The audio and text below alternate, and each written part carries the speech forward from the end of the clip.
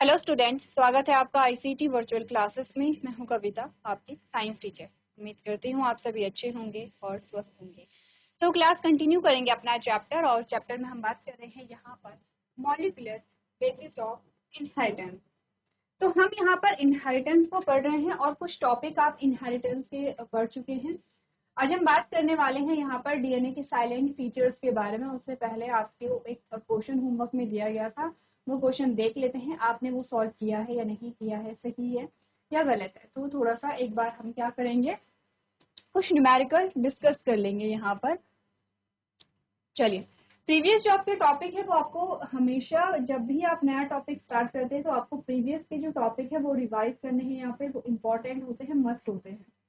जैसे जैसे आप रिवाइज करेंगे एक बार, दो बार, तीन बार, तो फिर आपको क्या होगा, चीजें जो है वो इतने ज्यादा जल्दी आपको क्लियर होने लगेंगी।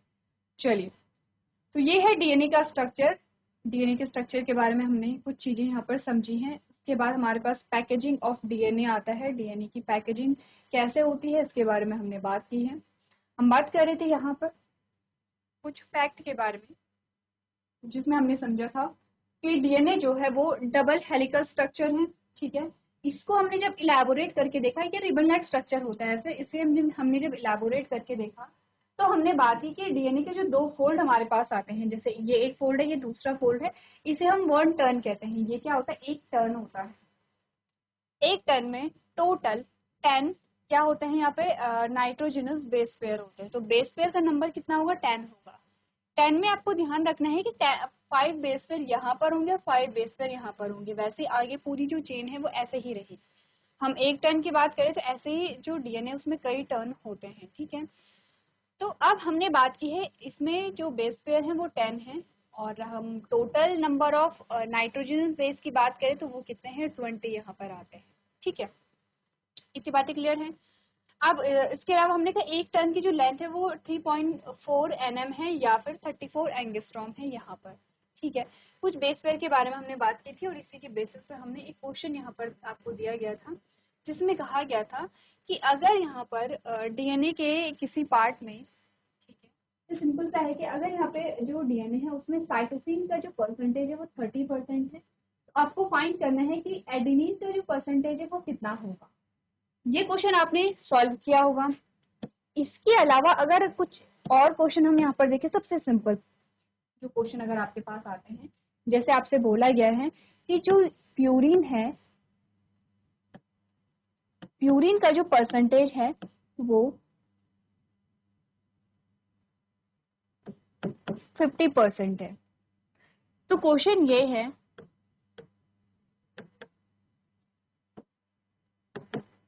पिरिमिडिन का जो परसेंटेज है वो कितना होगा। बहुत इजी क्वेश्चन आपका आता है। ठीक है, क्लियर है यहाँ पे। अब ये चीजें आपको ध्यान रखनी है कि जो प्यूरिन है और जो पिरिमिडिन है वो हमेशा एक दूसरे से जुड़े होते हैं। तो हमने ये बात की है कि प्यूरिन जुड़ा होगा पिरिमिडिन से या पिरिमिडिन जुड़ा होगा प्यूरिन से। ये चीजें हमने बात की है। प्यूरिन प्यूरिन से जुड़ा हुआ नहीं रहता है, पिरिमिडिन पिरिमिडिन से जुड़ा हुआ नहीं रहता है। तो आपने कहा कि अगर डीएनए का ये स्ट्रैंड है, ठीक है, और इसमें पिरिमिडिन का जो नंबर है वो कितना है, 4 है। तो प्यूरिन कितनी होंगी यहाँ पे, आपने कहा प्यूरिन भी यहाँ पे 4 होंगी, क्योंकि आपने कहा पिरिमिडिन से जुड़ी तो प्यूरिन ही होगी। ठीक है, जैसे सिंपल सी चीज है।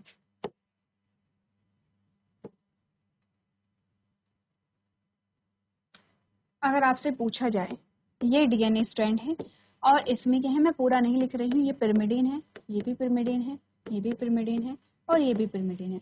आपसे पूछा जाए ये डीएनए स्ट्रैंड है और इसमें 4 पिरिमिडिन है, तो इसमें प्यूरिन का नंबर कितना होगा बताइए। आपने कहा क्योंकि प्यूरिन से क्या जुड़ा होगा, क्योंकि पिरिमिडिन से, ये पिरिमिडिन हमने लिखा है, हमसे पूछा गया है पिरिमिडिन 4 है तो प्यूरिन कितनी होंगी। आपने कहा कि क्योंकि पिरिमिडिन से प्यूरिन ही जुड़ा होगा, ये प्यूरिन जुड़ा होगा इससे, ये प्यूरिन जुड़ा होगा इससे, ये प्यूरिन जुड़ा होगा इससे और ये प्यूरिन जुड़ा होगा इससे। तो आपने कहा जितने पिरिमिडिन होंगे उतने पिरिमिडिन से उतने ही प्यूरिन जुड़े हुए होंगे। तो हम कह सकते हैं कि अगर 4 पिरिमिडिन है तो प्यूरिन भी कितने होंगे, 4 ही होंगे यहाँ पे। यही हमने बात की है। तो अगर आपसे कहा गया कि प्यूरिन का जो परसेंटेज है वो 50% है, तो बताइए पिरिमिडिन का परसेंटेज कितना होगा। तो आपका आंसर क्या आएगा यहाँ पे, इजी है। आपने कहा क्योंकि जितने प्यूरिन होंगे उतने ही क्या होंगे यहाँ पे पिरिमिडिन भी होंगे, क्योंकि प्यूरिन से क्या जुड़ा होगा पिरिमिडिन, या पिरिमिडिन से जुड़ा होगा प्यूरिन। ये बात तो क्लियर है। अब आते हैं अपने क्वेश्चन पे जो आपको दिया गया है।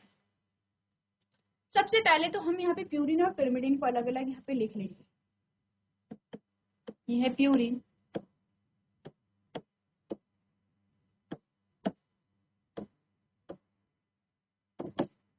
ये है प्यूरिन, ये है पिरिमिडिन। प्यूरिन की बात करें तो आपको यहाँ पर प्यूरिन में एडेनिन का परसेंटेज देखना है और इसमें ग्वानिन आता है। पिरिमिडिन में आपने कहा थाइमिन है और साइटोसिन है। तो साइटोसिन का परसेंटेज हमें दिया हुआ है 30%। हमें फाइंड करना है एडेनिन का परसेंटेज, ठीक है। बाकी आपको क्या करना है, यहाँ पे आपको एडेनिन का परसेंटेज पता चलेगा तो आपको थाइमिन का और ग्वानिन का भी पता चल जाएगा यहाँ पे, ठीक है। अब बताइए इनमें से एडेनिन का परसेंटेज क्या होगा। तो हमने क्या बोला था, जितना प्यूरिन होता है उतना ही पिरिमिडिन होता है। ये बात आपको हमेशा ध्यान रखनी है, ठीक है। क्या बोला है, जितना प्यूरिन है उतना ही क्या होगा, पिरिमिडिन होगा। क्योंकि आपको इतना पता है, क्योंकि आपको इतना पता है एडेनिन से जुड़ा होगा थाइमिन और ग्वानिन से जुड़ा होगा साइटोसिन। अभी हम डबल बॉन्ड या ट्रिपल बॉन्ड कहाँ पर लग रहे हैं इस बात पे नहीं जा रहे हैं, हम जस्ट इतना कह रहे हैं एडेनिन जो है वो थाइमिन से जुड़ा होगा और ग्वानिन जो है वो साइटोसिन से जुड़ा हुआ होगा। अब अगर आप थोड़ा सा लॉजिकली भी सोचेंगे तो हमने कहा था कि साइटोसिन कितना है, 30% है, ठीक है। और यही साइटोसिन जुड़ा होता है ग्वानिन से। तो जितना परसेंट,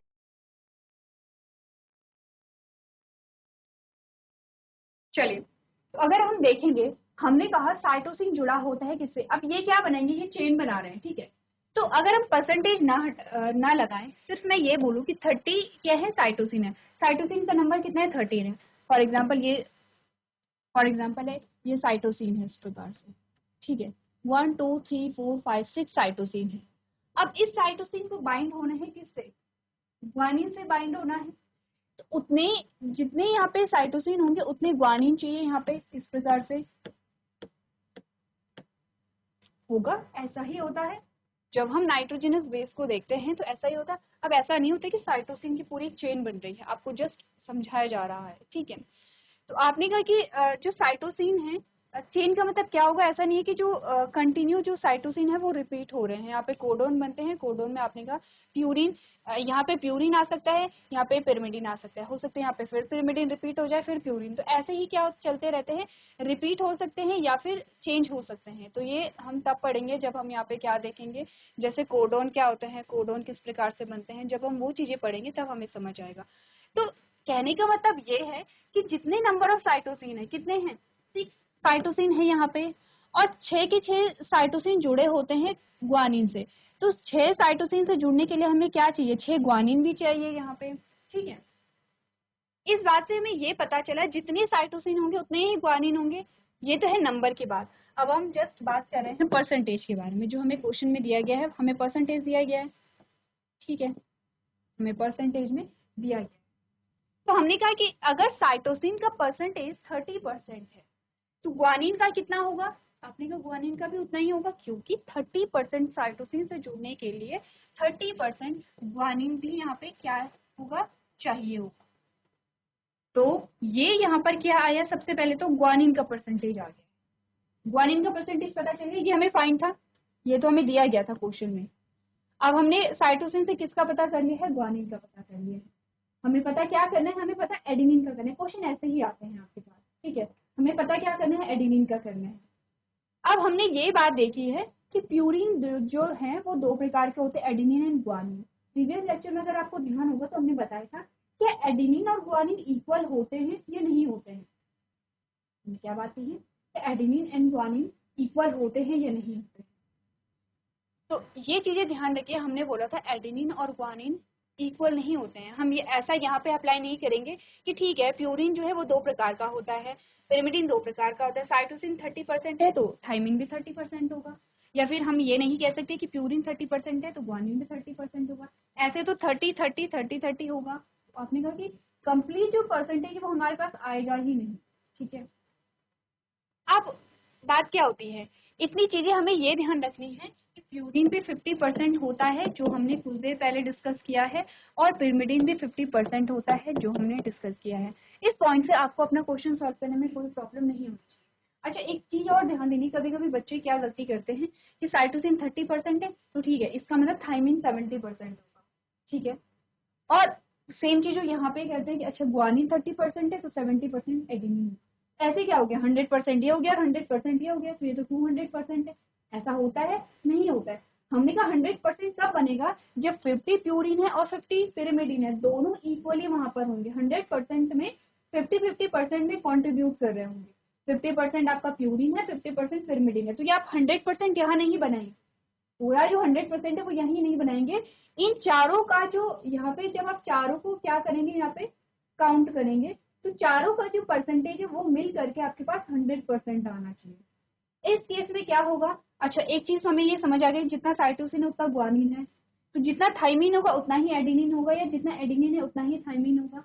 अब हमने कहा जो पिरिमिडिन है वो 50% है और प्यूरिन भी 50% है। 50% में से 30% तो क्या निकल गया है, साइटोसिन निकल गया है। ठीक है, इसमें से 30% तो क्या निकल गया है, साइटोसिन निकल गया है 50 में से, तो बचा कितना, 20%। तो अगर मैं ये कहूं कि थाइमिन जो है वो 20% है, थाइमिन जो है वो 20% है, तो 20% थाइमिन से जुड़ने के लिए हमें एडेनिन कितने चाहिए होंगे, आपने कहा हमें एडेनिन भी कितने चाहिए होंगे, यहाँ पर 20% चाहिए होंगे। कितने, 20%। आंसर क्या आया हमारा, आंसर हमारा है 20%।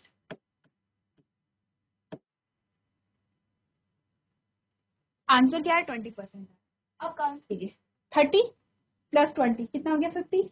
ठीक है, 30 प्लस 20 कितना हो गया, 50। तो हो गया है, तो 50% जो है इन दोनों को अगर हम ऐड करेंगे, इन दोनों को जब हम ऐड करेंगे तो क्या आया, 50% आया, और इन दोनों को जब हम ऐड करेंगे तो क्या आया, 50% आया।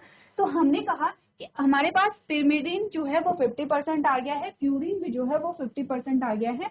तो इस हिसाब से अगर साइटोसिन का परसेंटेज 30% है, ठीक है 30% है, इट मीन्स कि यहाँ पे 50 में से 30 यहाँ गया है, 20 बचे, तो थाइमिन जो है 20% हो।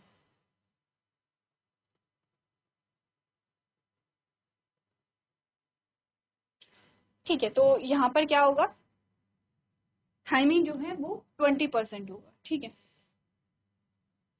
अब हमने कहा यहाँ पे जितना साइटोसिन है उतना ग्वानिन होगा, और जितना थाइमिन है उतना क्या होगा, यहाँ पे एडेनिन होगा।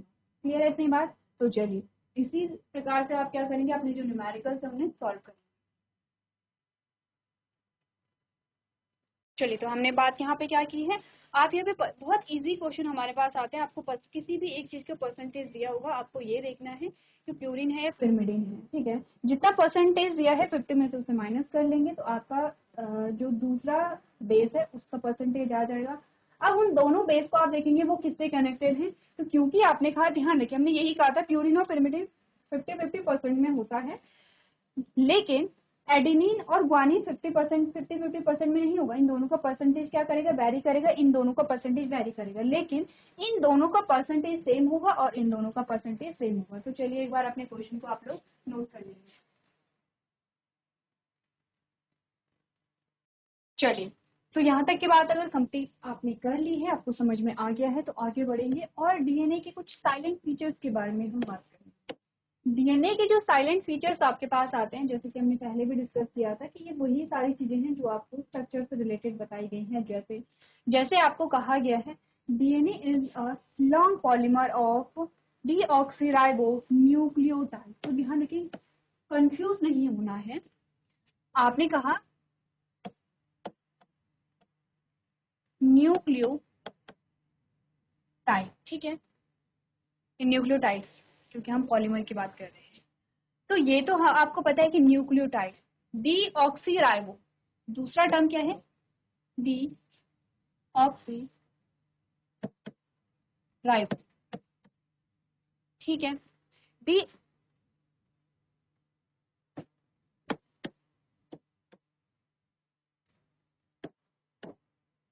क्या बोला गया है?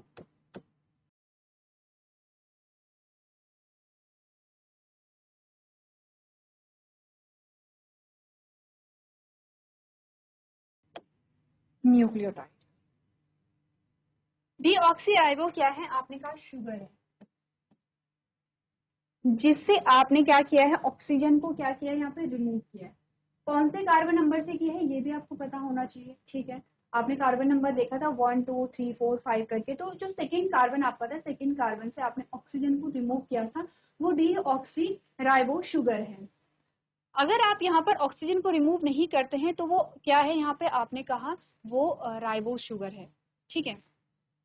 तो यहाँ पर आपको ये ध्यान रखना है कि राइबो शुगर और डीऑक्सी राइबो शुगर में क्या डिफरेंस आता है। आपने कहा जब शुगर के साथ जो यहाँ पर आपने कहा डीएनए पॉलीमर है, पॉलीमर का मतलब होता है कि एक लॉन्ग चेन, एक रिपीटेड चेन है किसकी, डीऑक्सीराइबो न्यूक्लियोटाइड की। तो अगर आपको डीऑक्सीराइबो लिखने की जरूरत नहीं है, क्योंकि न्यूक्लियोटाइड में ही क्या होते हैं, तीनों चीजें होती हैं। आपने कहा इसमें पेंटोस शुगर भी है, ठीक है, इसमें फॉस्फेट ग्रुप भी है, और इसमें आपने कहा नाइट्रोजनस बेस भी है, ठीक है। तो आपको यहाँ पर डीऑक्सीराइबो न्यूक्लियोटाइड लिखने की जरूरत नहीं है। अब आप सोचेंगे यहाँ पे क्यों लिखा हुआ है, ताकि आपको बताया जा सके कि जो शुगर है वो कौन से टाइप की है, ठीक है। हमने ये बताया है, आप यहाँ पे डीएनए की फुल फॉर्म पढ़ेंगे, आपको पता चल जाएगा कौन सी शुगर है, ठीक है। डीऑक्सीराइबोस न्यूक्लिक एसिड हम नाम पढ़ रहे हैं। लेकिन अगर हम बोलेंगे कि डीएनए जो है वो पॉलीमर है न्यूक्लियोटाइड का, DNA is a long polymer of nucleotide. तो अब न्यूक्लियोटाइड्स में आपने कहा पेंटोस शुगर भी है, हमें ये नहीं पता कौन सी वाली पेंटोस शुगर है, राइबो शुगर है या डीऑक्सीराइबो शुगर है, ठीक है। इसीलिए ये कंफर्म, ये क्लियर करने के लिए कि कौन सी शुगर है, ये आप यहाँ पर नाम लिख सकते हैं डीऑक्सीराइबो न्यूक्लियोटाइड। आप सिंपल से ये भी लिखते हैं कि DNA is a long polymer of nucleotide, वो भी सही है। आप ये लिखते हैं DNA is a long polymer of deoxyribo nucleotide, ये भी सही है, ठीक है। तो हमने बात की है it is made up of a 2 polynucleotide chain, ये 2 पॉलीन्यूक्लियोटाइड चेन से बना होता है, एक चेन ये है, एक चेन ये है, ठीक है, ये हम जानते हैं। where the backbone is constituted by a sugar phosphate and base projects inside। आपने कहा बैकबोन जो बनी होती है वो शुगर फॉस्फेट की है, बीच में जो आपके पास जो यहाँ पे लिंक बने हुए हैं वो किसके हैं, नाइट्रोजनस बेस के हैं। तो ये पॉइंट इजी है। डीएनए जो है वो डीऑक्सीराइबो न्यूक्लियोटाइड की एक लंबे बहुलक है, ये 2 पॉलीन्यूक्लियोटाइड श्रृंखलाओं से बना होता है। जहाँ रीढ़ की हड्डी जो है वो शुगर फॉस्फेट, चीनी नहीं है, शुगर लिख लेंगे आप लोग, ठीक है, शुगर। जहाँ जो रीढ़ की हड्डी है वो शुगर फॉस्फेट द्वारा गठित होती है और आधार अंदर की ओर प्रक्षेपित होते हैं या अंदर की ओर फिक्स होते हैं। क्लियर है इतना? पहला पॉइंट क्लियर है, एक बार पढ़ लीजिए पहले पॉइंट को।